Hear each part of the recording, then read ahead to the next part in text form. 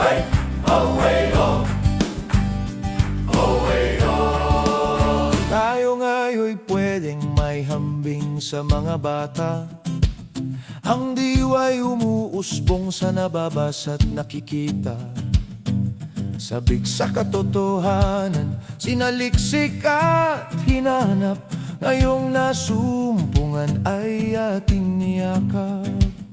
Kaya tayo na at aralin ang Torah. Ito ay palatuntunan ng alahaya na dapat isabuhay at ating sundin.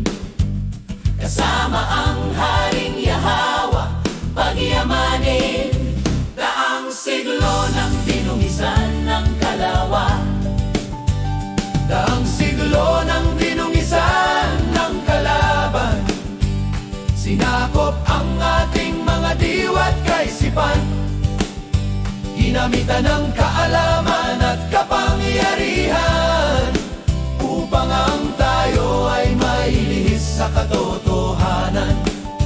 Ngunit heto na ang ating Aba Yahweh, Dalayang katuwa, dala ang karunungan at ang pagpapala. dalayang katuwa. Tayo ay kanyang hinubog sa mga salita na kanyang ipinasulat sa mga propeta.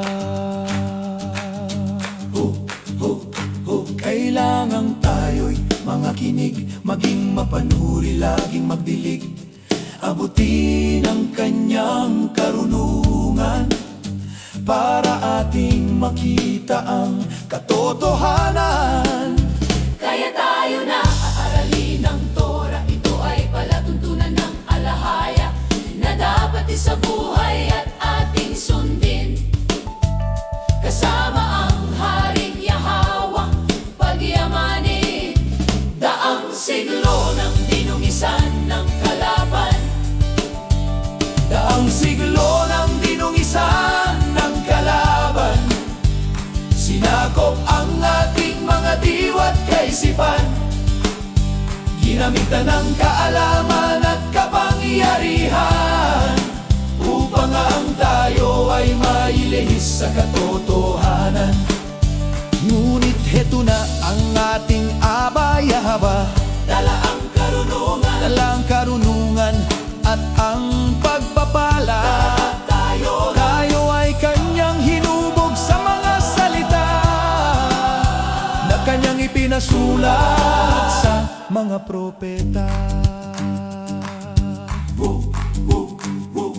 Ugaling magtanong kapag hindi natin nauunawaan. Huwag magwalang kibo at parang walang pakialam. Tayo ay magkaisang tuklasin ang banal na karunungan upang ang ating mga gasera mapuno magkalaman. Kaya tayo na at aralin ang Torah. Ito ay palatuntunan ng alahaya na dapat isabuhay at ating sundin. Kasama ang Haring Yahawa, pagyamanin. Daang siglo ng dinungisan ng kalaban. Daang siglo ng dinungisan ng kalaban. Sinakop ang ating mga diwa't kaisipan. Ginamitan ng kaalaman at kapangyarihan upang ang tayo ay mailihis sa katotohanan. Ngunit heto na ang ating Aba Yahweh, dala ang karunungan at ang pagpapala. Tayo ay kanyang hinubog sa mga salita na kanyang ipinasulat sa mga propeta.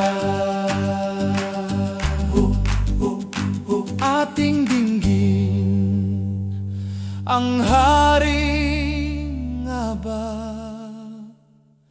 Yahweh.